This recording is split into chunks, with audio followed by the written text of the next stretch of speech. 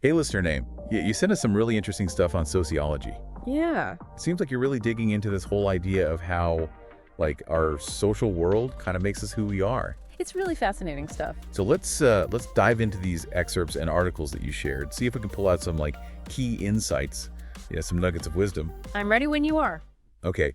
So one of the first things that jumped out at me when I was going through your materials was this whole idea of the sociological perspective. Okay. Have you heard of this? Oh, absolutely. It's like foundational to sociology. It's like putting on a new pair of glasses and seeing how like our backgrounds, like where we're born, our families, our communities, all that stuff, how it influences even things we think are like totally personal choices. Right. It's about understanding those invisible forces that shape our lives. And sometimes those forces lead to some pretty surprising discoveries. Yeah, for sure. Like in your notes on Émile Durkheim, Yeah. you mentioned his work on suicide. Yes. Heavy topic, but fascinating. It's one of those things where it's like, whoa, I never thought about it that way. Right. Because, I mean, we usually think of suicide as like a deeply personal decision, right? Yeah. But Durkheim found all these patterns showing that things like religious affiliation, even where someone lived, could actually be connected to suicide rates. Yeah, it's kind of mind-blowing, isn't it? It is wild, right? It is, and that's what makes sociology so fascinating. Yeah. It helps us to see those connections between the individual and society. Okay. Like that picture you mentioned from one of the sources, the one with the hidden social dynamic. Yes. Once you see it, you can't unsee it, Totally makes you wonder what other hidden dynamics are out there that we're like totally missing. Right. And speaking of things we often overlook, there's this whole idea of debunking assumptions. Yes. Sociology seems to be all about challenging those common sense ideas we often have. Absolutely. It's about questioning what we think we know and looking for evidence to support or maybe even contradict those assumptions. It's like holding our beliefs up to a mirror and saying, okay, is this really true or is this just what I've been told? That's a great way to put it. And it makes me think about C. Wright Mills and his idea of the sociological imagination. Oh, yeah. This ability to connect what seem like personal problems to like bigger social forces. Right. Like if one person is struggling to find a job, maybe it's just bad luck. Yeah, you could What's say. that?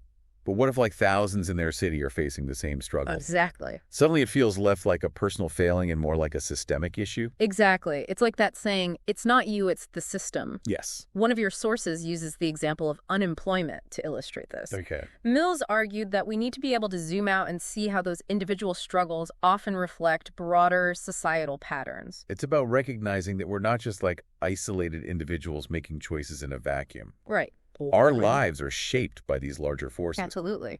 Speaking of shaping, I have to bring up Durkheim's cocoon analogy. I mean, it sounds a little strange at first, but it's actually a really powerful way to think about how society influences us. It is. Durkheim saw society as this kind of cocoon that shapes our behavior, provides us with a sense of belonging, and transmits values and norms from one generation to the next. Okay. He called these norms and values social facts, ways of thinking, acting, and feeling that exist outside of any one individual, Okay. but they exert a powerful influence on us. Okay, so social facts. Give us an example. Sure. What's something that fits that description? Something that shapes how we see the world, but that we don't really question. Think about language. Okay. The language you speak influences how you think, how you express yourself.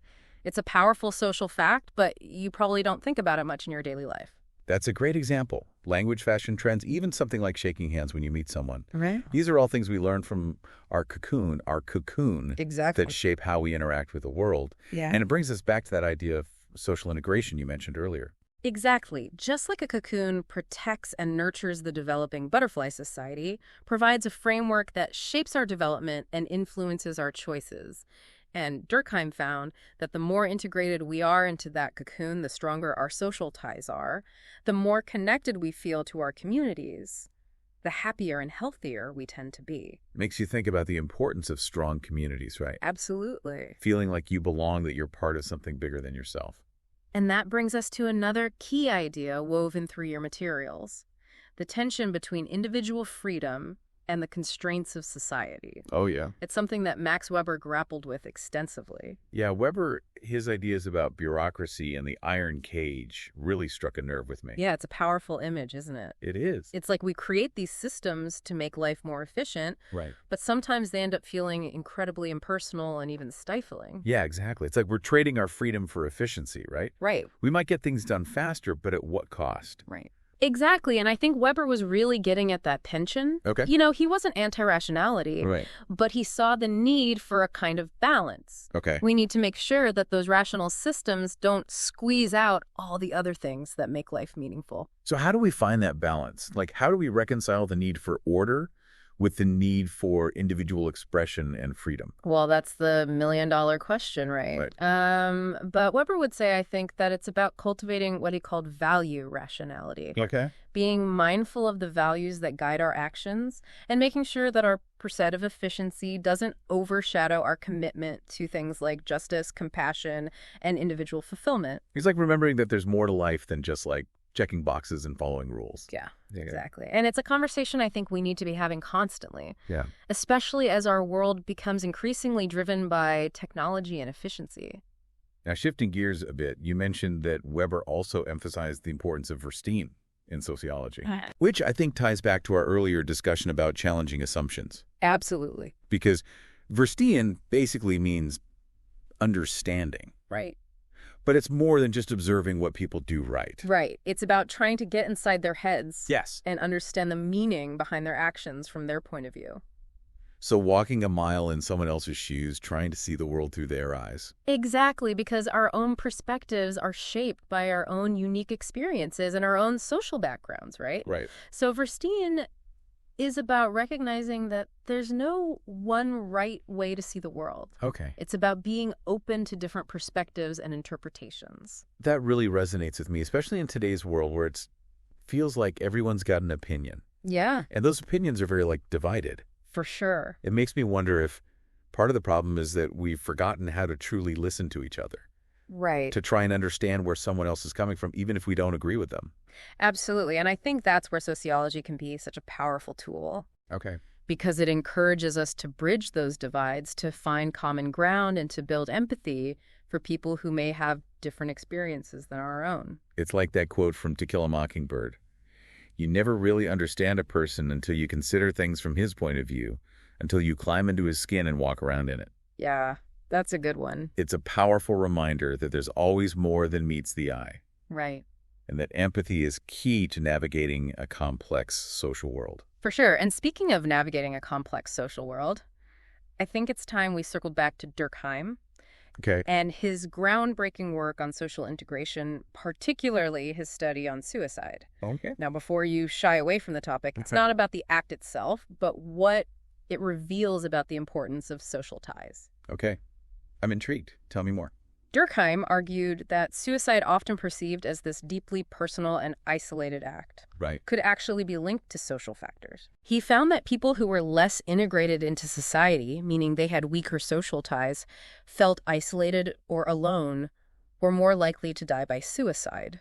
So it's like when those social bonds fray or break down entirely, people can feel lost adrift. Yeah. And that sense of belonging starts to disappear. Exactly. He called this egoistic suicide. Oh, wow. It's this stark reminder that we as humans are social creatures. Right. We need those strong bonds, that sense of belonging to thrive. Yeah. And it's not just about individual happiness, but societal well-being as a whole. That makes a lot of sense. We talked about Durkheim comparing society to a cocoon earlier. Right. Like when we're woven into that social fabric, Yeah. we feel supported, we feel protected. Right. But if those threads start to unravel, things can fall apart pretty quickly. A powerful image. Right. And it underscores the importance of nurturing those social connections. Yeah. Of building strong communities where people feel seen, heard, and supported. It's making me think about the rise of loneliness and isolation we see today, especially with the rise of social media and technology. Sure. It's ironic, isn't it? We're more connected than ever in some ways, Yeah. but also more disconnected in others. It's a paradox of modern life, for sure. It is. But I think recognizing that tension, that need for genuine human connection, even amidst all the digital noise, is a good first step. So if Durkheim was right, and strong social bonds are so crucial for individual and societal well-being. How do we actually strengthen those connections, especially in a world that often feels increasingly fragmented and divided?